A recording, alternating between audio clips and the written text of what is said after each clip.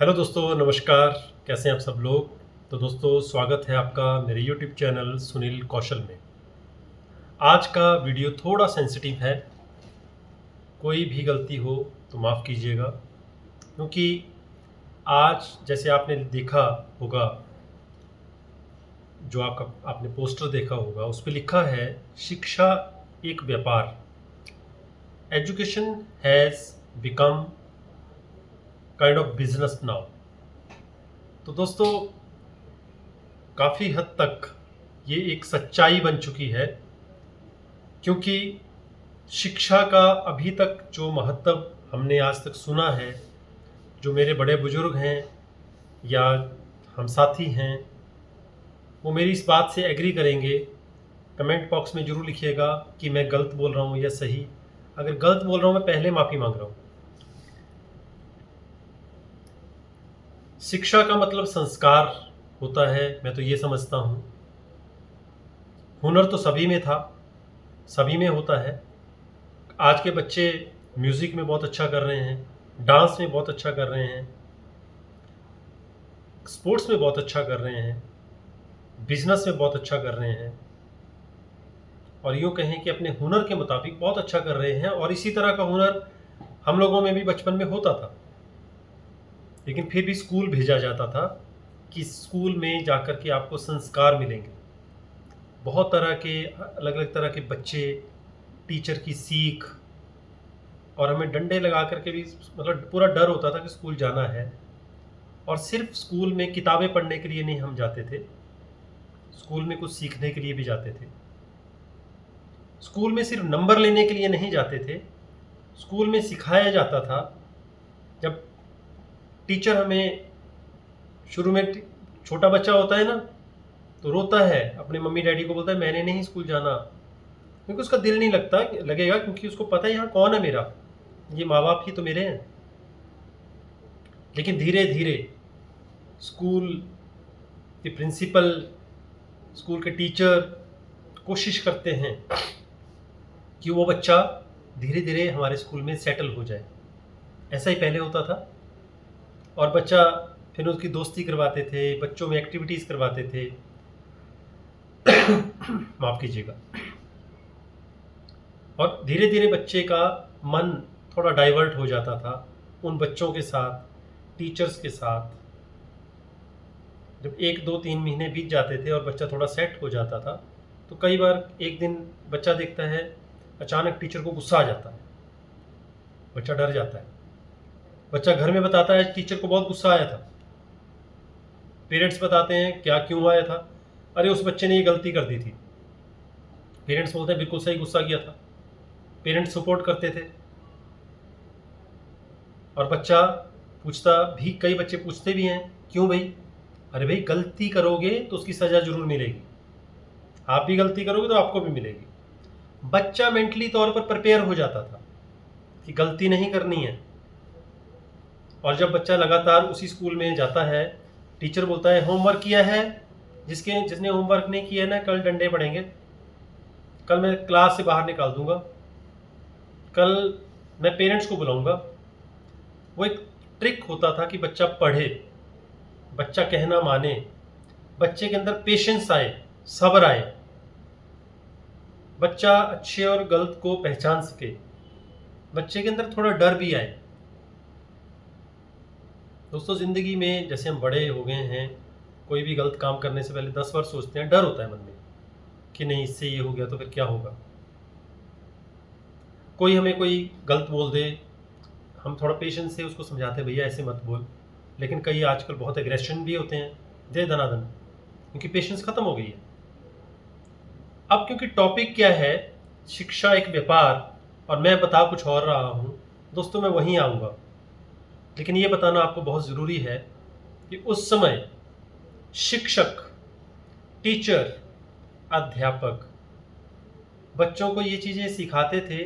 तो रस्सी के जैसे 2 सिरे होते हैं, दोनों जगह बांध दो, और आप मान लो एक नदी से दूसरी जगह पार करना चाहते हैं, तो रस्सी के सहारे आप पार कर जाते हैं।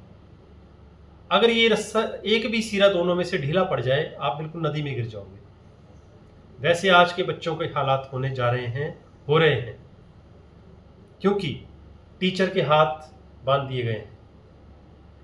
टीचर डांट नहीं सकता है, टीचर ज्ञान नहीं बांट सकता है, क्योंकि टीचर ज़्यादा समझाए ना तो आजकल बच्चे भी बोल देते हैं कई बार मजाक मजाक में, अरे ज़्यादा ज्ञान मत बांटिए। कई बार पेरेंट्स भी का भी सब्र कई बार टूट जाता है कि भाई ज़्यादा हमें समझाइए मत, हमें अपने बच्चे के बारे में ज़्यादा पता है।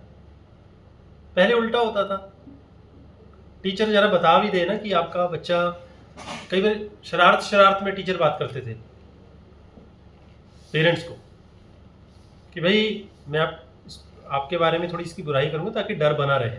पेरेंट्स बोलते ठीक है ठीक है, तो कई बार सच भी बोल देते थे टीचर्स कि बच्चा ना आजकल होमवर्क नहीं कर रहा है। पेरेंट्स ऐसे देखते थे, हाँ भाई होमवर्क नहीं कर रहे हो। बच्चे के अंदर ना एक डर के साथ साथ एक शर्म, एक लज्जा भी आती थी, लेकिन साथ में हम उसको तैयार कर रहे होते थे कि बच्चा बिल्कुल बैलेंस तरीके से आगे बढ़े। क्योंकि स्कूलों में प्री प्राइमरी विंग सबसे पहला विंग होता है, फिर प्राइमरी विंग होता है, फिर मिडल आ जाता है, फिर सेकेंडरी आ जाता है, फिर सीनियर सेकेंडरी आ जाता है।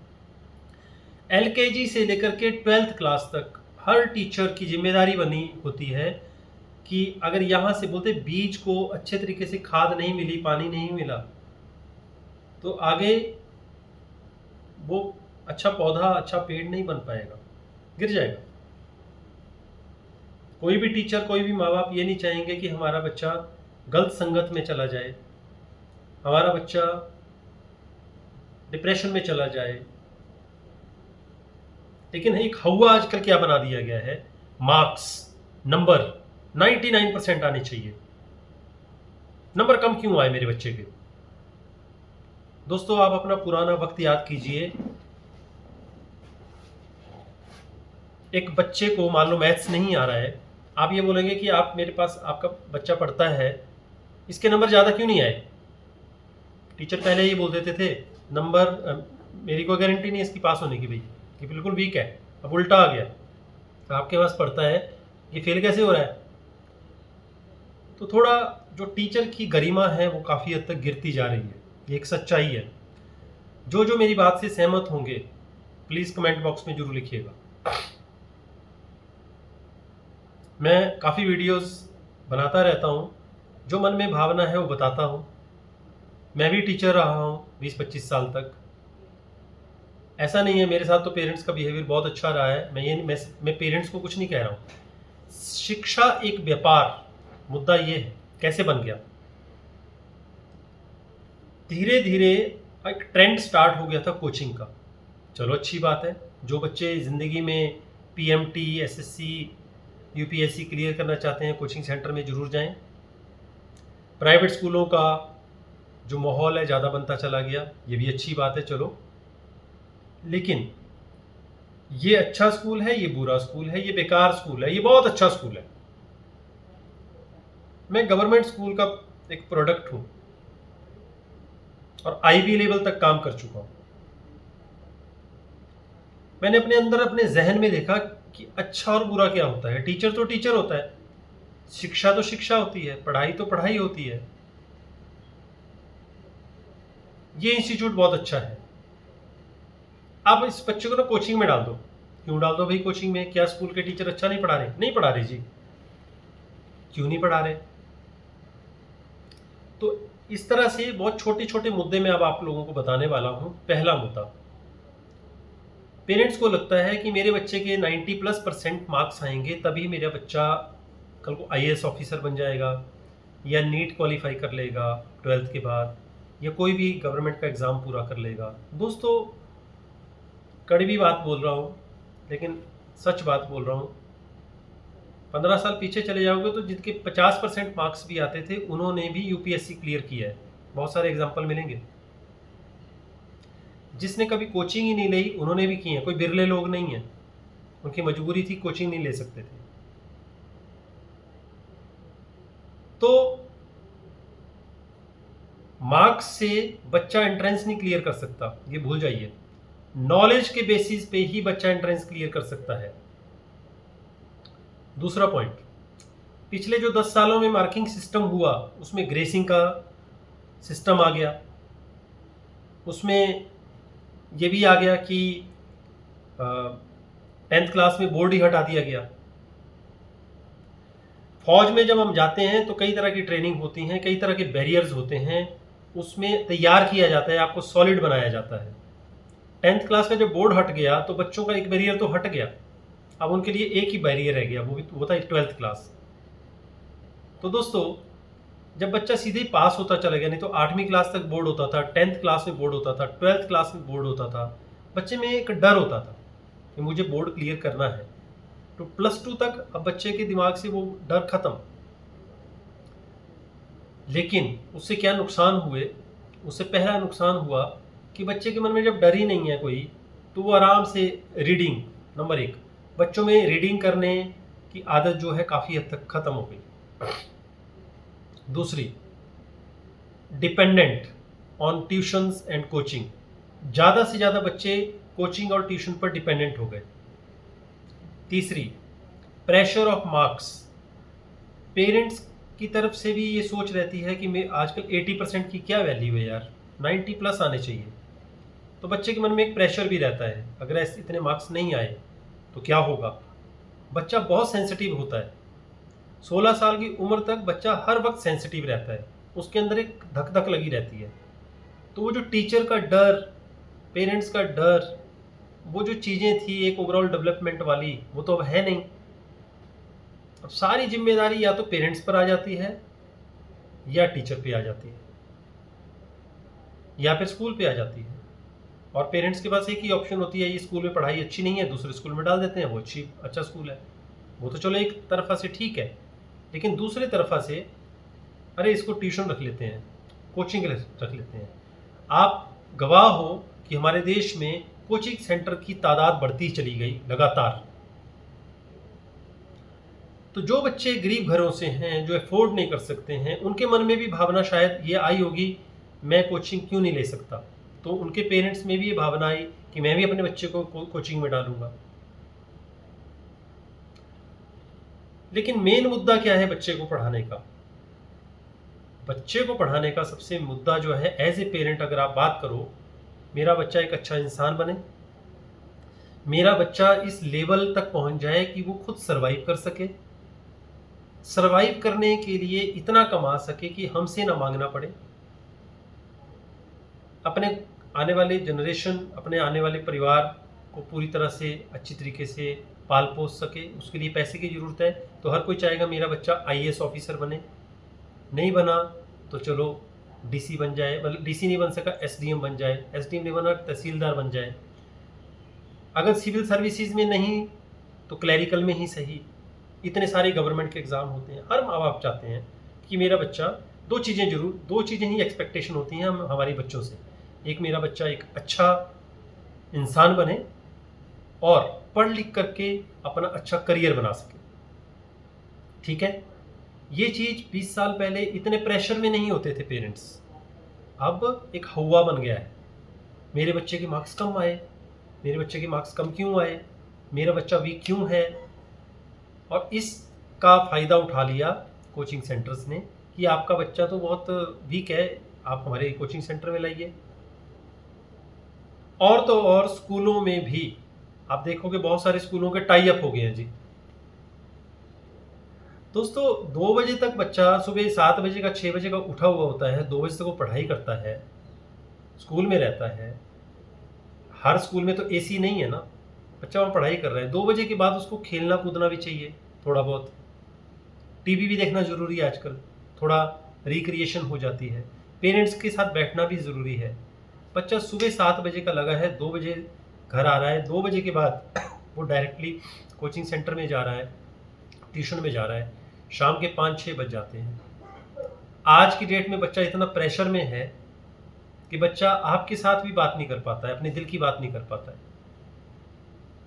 तो जो शिक्षा है उसमें सबसे बड़ी प्रॉब्लम आज की डेट में आ गई है कि शिक्षा को करियर के रूप में देखा जा रहा है, शिक्षा को संस्कार के रूप में नहीं देखा जा रहा है।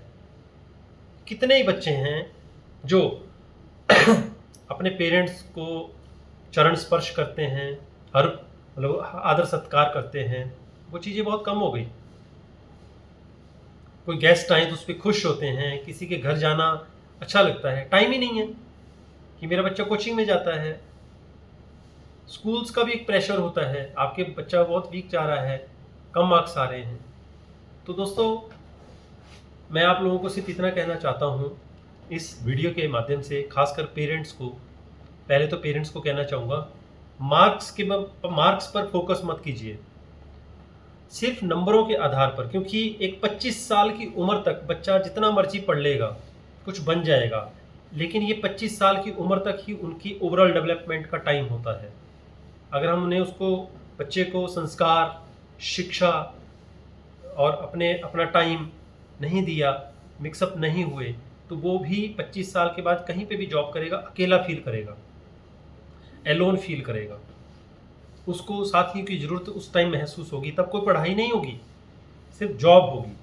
लेकिन जॉब वो करता रहेगा, लेकिन साथ में एक प्रेशर होगा कि कोई बातचीत करने वाला नहीं है। वो क्यों नहीं उसको बातचीत करने वाले लोग मिलेंगे?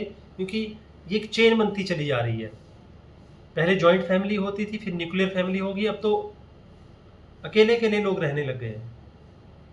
तो इससे मैं सिर्फ इतना कहना चाहता हूँ, शिक्षा को शिक्षा की तरह रखें, टीचर्स की भी रिस्पेक्ट करें, वो आपके बच्चों को सिखाए। आप कभी पेरेंट टीचर मीटिंग में जाते हो, सिर्फ नंबर्स पर बात मत करें।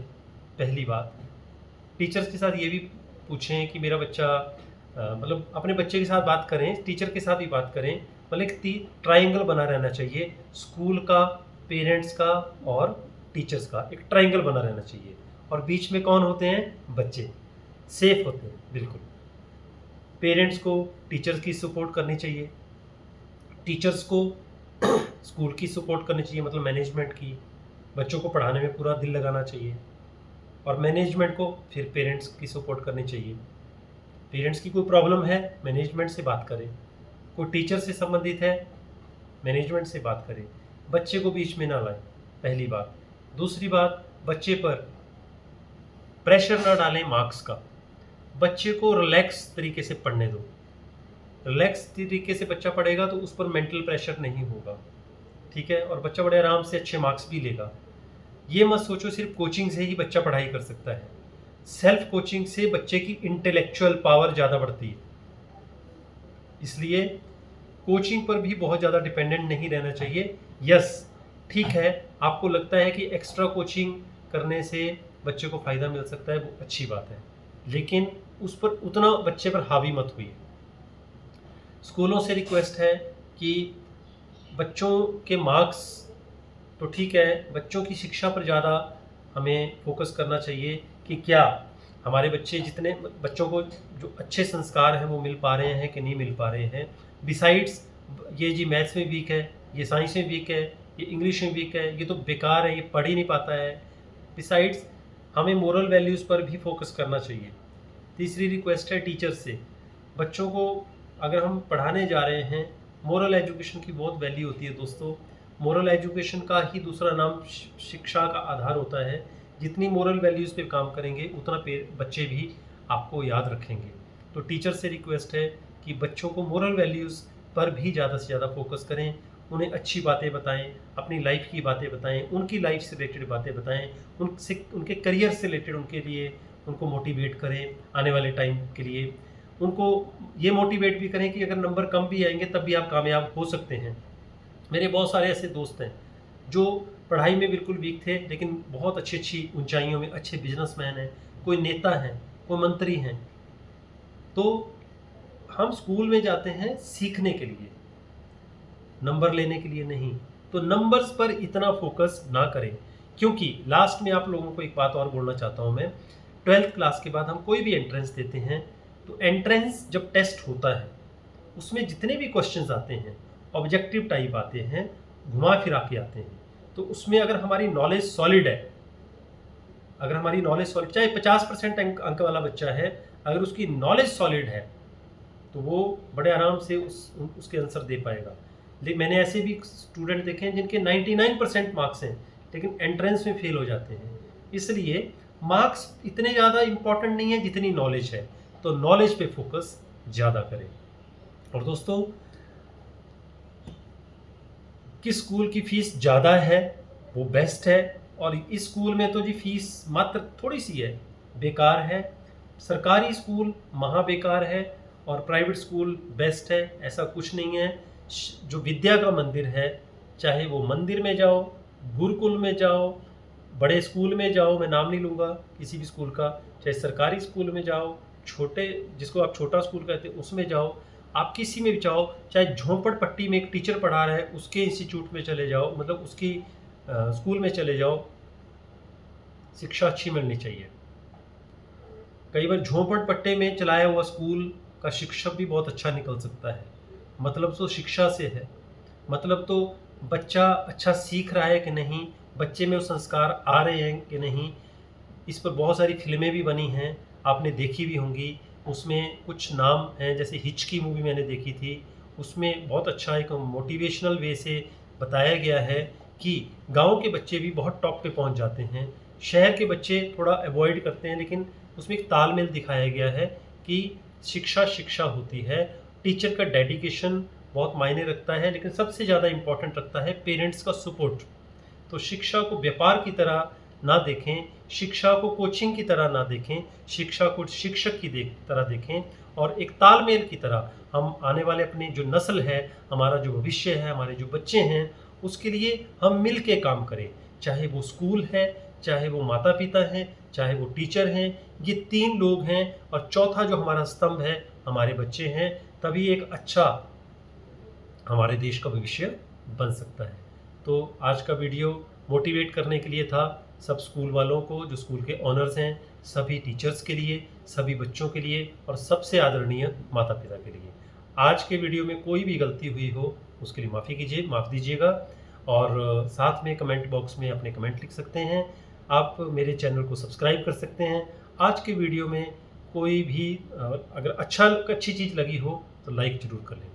बहुत बहुत शुक्रिया, thank you very much, and जय हिंद।